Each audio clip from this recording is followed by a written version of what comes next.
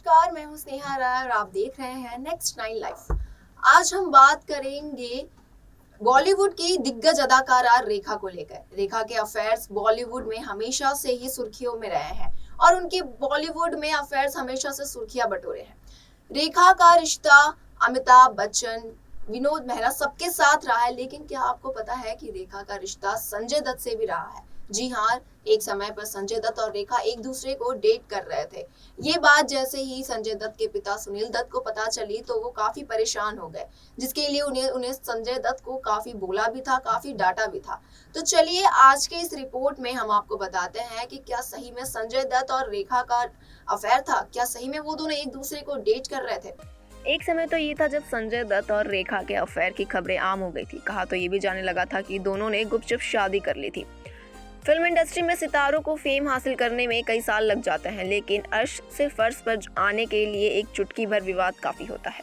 जैसे बॉलीवुड के bad boy Sanjay Dutt से लेकर रेखा जैसे कई स्टार्स हुए जो फिल्मों में हिट होने के साथ साथ चटपटी मसालेदार खबरों की वजह से भी खूब चर्चा में रहे। एक समय तो ये था जब संजय दत्त और रेखा के अफेयर की खबरें आम हो गई थी। कहा तो ये भी जाने लगा था कि दोनों ने गुपचुप शादी कर ली थी। मामला इतना बढ़ गया था कि संजय दत्त के पिता सुनील दत्त को इस मामले में कूदना पड़ गया था। संजय दत्त का करियर फिल्मों के रिकॉर्ड से ज्यादा विवादों में घिरा रहा। जेल से लेकर ड्रग्स और अफेयर की तमाम घटनाएं ऐसी हैं जिसे लेकर वो हमेशा से ही चर्चा में रही है। वही बात रेखा की तो वो इंडस्ट्री की हमेशा से ही सबसे चर्चित एक्ट्रेस रही है। उनका नाम अमिताभ बच्चन से लेकर अक्षय कुमार संग जोड़ा जा चुका है। ऐसी ही रेखा का नाम संजय दत्त से भी जुड़ा। दोनों को लेकर तरह तरह की गॉसिप्स खूब देखने को मिलते थे, लेकिन इन अफवाहों पर रेखा की book Rekha the untold story के राइटर यासिर असमान ने प्रतिक्रिया दी थी। संजय दत्त और रेखा के अफेयर की सच्चाई जानने से पहले आपको उनकी कहानी से शुरू करना होगा। पहली बार दोनों ने साल 1984 में आई फिल्म जमीन आसमान में काम किया। ये गॉसिप्स इस फिल्म के बाद से ही सामने आने लगी। 80 के दशक में रेखा तो जाना पहचाना नाम बन चुकी थी, लेकिन संजय दत्त अपने करियर को नई राह दे रहे थे। जमीन आसमान फिल्म के बाद रेखा और संजय दत्त के अफेयर की खबरें आग की तरफ फैलने लगी थी। कुछ र्यूमर्स तो ये भी थे कि दोनों ने एक मंदिर में गुपचुप शादी कर ली है। इन अफवाहों से संजय दत्त के पिता सुनील दत्त काफी परेशान हो गए थे और उन्होंने बेटे को हिदायत तक दे डाली थी। रेखा की बायोग्राफी लिखने वाले यासिर उस्मान ने एक इंटरव्यू में रेखा और संजय दत्त की सीक्रेट शादी को सिरे से खारिज किया था। उन्होंने कहा था कि ये महज अफवाहें थी। जमीन आसमान फिल्म के बाद दोनों को लेकर तरह तरह की खबरें परोसी जा रही थी। संजय दत्त ने तो एक इंटरव्यू में इन अफवाहों को खारिज भी किया था। कहा तो ये भी जाता है कि संजय दत्त से जुड़ी इन अफवाहों से तंग आकर सुनील दत्त को इस मसले में कूदना पड़ा था। उन्होंने रेखा और संजय दत्त से बात की। उन्होंने बेटे को बेवजह के मामलों में ना पड़ने की सलाह दी, तो रेखा ने कभी भी इन अफवाहों पर जवाब देना जरूरी नहीं समझा। बात है साल 1980 की, जब रेखा कपूर खानदान के चिंटू यानी ऋषि कपूर और नीतू कपूर की शादी में पहुंची। यहाँ अमिताभ बच्चन, जया बच्चन भी थे। रेखा इस शादी में सफेद साड़ी, लाल बिंदी और माथे में सिंदूर लगाए पहुंची। सभी की नजरें सिर्फ रेखा पर अटक गई थी। सब जानना चाहते थे कि आखिर इस सिंदूर की वजह क्या है। कोई अमिताभ बच्चन से जोड़कर देख रहा था तो कोई अनाप शनाप बातें कर रहा था। फिर खुद रेखा ने इस बारे में सच्चाई बताई थी। रेखा ने इस सिंदूर वाले किस्से पर चुप्पी तोड़ते हुए कहा था कि तरह तरह की जो बातें उन्हें लेकर की जा रही है वो कतई गलत है। मैं शूटिंग में सीधे शादी में पहुंची थी और मैंने अपना गेटअप चेंज नहीं किया। इसी वजह से मेरी मांग में लगा सिंदूर भी हटा नहीं। रेखा का जीवन हमेशा विवादों में रहा। 80 के दशक के इस अभिनेत्री की चर्चा आज भी बॉलीवुड से लेकर मीडिया तक होती है। उन्होंने अपने बेहतरीन और दमदार अभिनय से न सिर्फ बॉलीवुड में अपना मुकाम हासिल किया, बल्कि आज की युवा पीढ़ी के लिए भी वो अभिनेत्री के रूप में मिसाल मानी जाती हैं। आज हम बताएंगे कि क्यों रेखा बॉलीवुड के सबसे ज्यादा विवादित अभिनेत्रियों में मानी जाती हैं। भारत जैसे पुरुष प्रधान देश में जहां हर फिल्म की कहानी हीरो के आसपास ही घूमती है, वहां एक ऐसी एक्ट्रेस आई जिन्होंने न सिर्फ महिला प्रधान रोल किए, बल्कि अपनी निजी जिंदगी में भी एक मजबूत महिला किरदार के रूप में नजर आई। अपने पिता की गैरकानूनी संतान होने से लेकर 2 शादी और 6 अफेयर्स तक उनका जीवन हमेशा विवादों में रहा। 80 के दशक के इस हीरोइन की चर्चा आज भी बॉलीवुड से लेकर मीडिया तक में होती है। उन्होंने अपने बेहतरीन और दमदार अभिनय से न सिर्फ बॉलीवुड में अपना मुकाम हासिल किया, बल्कि आज भी युवा पीढ़ी के लिए वो एक अभिनेत्री के रूप में मिसाल मानी जाती हैं। जी हाँ, हम बात कर रहे हैं अभिनेत्री रेखा की। हम अभी भी रेखा को लेकर ही आपको बताया जा रहे हैं। राज्यसभा तक का सफर तय करने वाली अभिनेत्री रेखा हमेशा एक जिंदा दिल और हसीन शख्सियत मानी गई, लेकिन उनकी पर्सनल लाइफ हमेशा विवादित ही रही। बचपन में अपने पिता के प्यार को तरसी, पढ़ने लिखने की उम्र में ही काम करने लगी और उसके बाद पूरी जिंदगी एक सच्चे साथी की तलाश में भटकती रही। ये तो आप जानते ही होंगे कि रेखा के पिता जैमिनी गणेशन और माता पुष्पवली थी। रेखा का जन्म ही विवादों उसके साथ हुआ था, क्योंकि जब वो पैदा हुई तब उनके माता पिता की शादी भी नहीं हुई थी। रेखा की पहले रिलीज होने वाली फिल्म थी सावन भादो और इस फिल्म में उनके अपोजिट थे नवीन निश्चल भी। ये पहली फिल्म थी उनकी भी और इस फिल्म के बाद दोनों के अफेयर के किस्से सबकी जुबान पर थे। हालांकि कुछ समय बाद ही नवीन निश्चल का दूसरा अफेयर शुरू हो गया और रेखा उनसे अलग हो गई।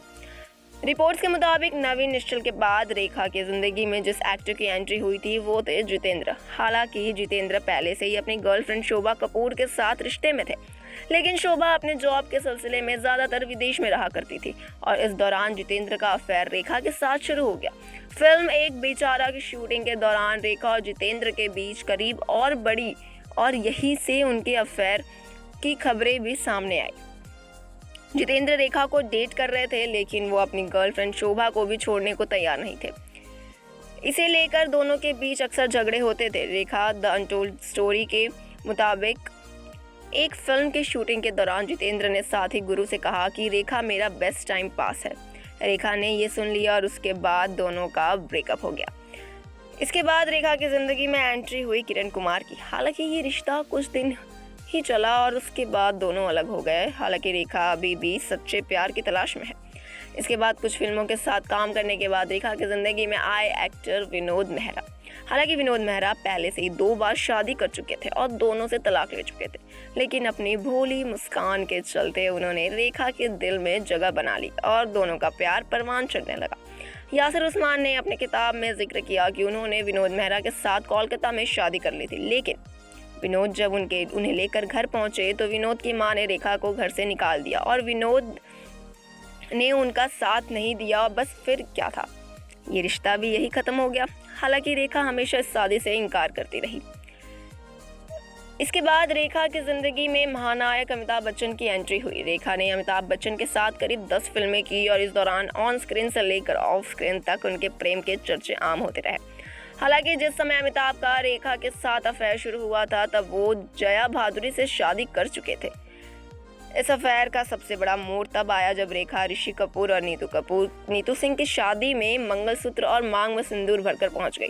शादी में अमिताभ बच्चन और जया बच्चन भी आए थे। रेखा के इस तरह पहुंचने पर यहाँ चर्चा होने लगी कि अमिताभ और रेखा ने शादी कर ली है। इसके बाद जया बच्चन ने रेखा को एक बार अपने घर पर तब डिनर पर बुलाया जब अमिताभ एक फिल्म के शूटिंग के सिलसिले में बाहर थे।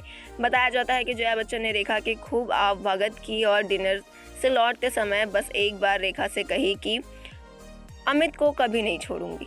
इसके बाद रेखा को ये समझ आ गया कि अमिताभ बच्चन कभी भी उनके नहीं हो सकते हैं। अमिताभ से रिश्ता टूटने के बाद रेखा कुछ सालों तक बिल्कुल अकेली रही। वो बस अपने काम पर फोकस कर रही थी और करियर में सफलता ऊंचाइयां हासिल करना चाहती थी। रिपोर्ट्स के मुताबिक 1996 में स्मिता पाटिल की मौत के बाद राज बब्बर ने जब घर वापसी की तो पहले जैसी बात नहीं थी। इसी दौरान उनकी रेखा से मुलाकात हुई और दोनों अपनी परेशानियां शेयर करने लगे। दोनों के साथ कई फिल्मों की दोनों के स्क्रीन पर अच्छी केमिस्ट्री भी दिखी और देखते ही देखते रिश्ते बदल गए। कुछ समय बाद रेखा ने राज बब्बर से शादी करने की मांग रख डाली, लेकिन राज बब्बर ने रेखा से साफ साफ कह दिया कि वो शादी नहीं करेंगे। कई बार प्यार में धोखा खाने वाली रेखा 90 के दशक आते आते अब घर बसाना चाहती थी। अब ऐसे में उनकी मुलाकात दिल्ली के एक बिजनेसमैन से हुई जिनका नाम मुकेश अग्रवाल था, जो रेखा के बहुत बड़े फैन थे। फिर अचानक एक दिन खबर आई कि इन दोनों ने शादी कर ली है, लेकिन शायद घर बसाना रेखा की किस्मत में था ही नहीं। शादी के कुछ महीने बाद दोनों के बीच रिश्ते बिगड़ने लगे। तभी रेखा को पता चला कि उनके पति डिप्रेशन में है और शादी से पहले ही इनका मानसिक इलाज चल रहा था। सुनकर रेखा को गहरा धक्का लगा। इसके बाद वो ज़्यादातर दिल्ली नहीं मुंबई में रहने लगी। रेखा अनटोल्ड स्टोरी में इसका जिक्र है। 2 अक्टूबर 1990 को एक ऐसी खबर आई जिसने तहलका मचा दिया। दरअसल इसी दिन मुकेश दुनिया से चले गए थे। मुकेश की निधन का दोष दुनिया वाले रेखा को देने लगे। 1996 में रेखा के अफेयर की चर्चा एक बार फिर सुर्खियां बन गई। ये अफेयर बेहद चौंकाने वाला रहा। फिल्म आई थी खिलाड़ियों के खिलाड़ी। इस फिल्म में रेखा के साथ अक्षय कुमार और रवीना टंडन थे। इस फिल्म की शूटिंग के दौरान ये खबरें आम हो गई थी कि रेखा अपने 13 साल छोटे अक्षय कुमार को डेट करने लगी हैं। कहते हैं इसी फिल्म के दौरान रवीना ने अक्षय को डेट कर रही थी, लेकिन जैसे ही उन्हें रेखा के अफेयर के बारे में पता चलता है उन्होंने मीडिया में इसकी भड़ास निकाल दी। हालांकि रेखा और अक्षय कुमार कभी भी इस रिश्ते का स्वीकार नहीं किए और खामोश हो गए। फिलहाल के लिए इतना ही। देखते रहे नेक्स्ट 9 लाइफ। Good bye.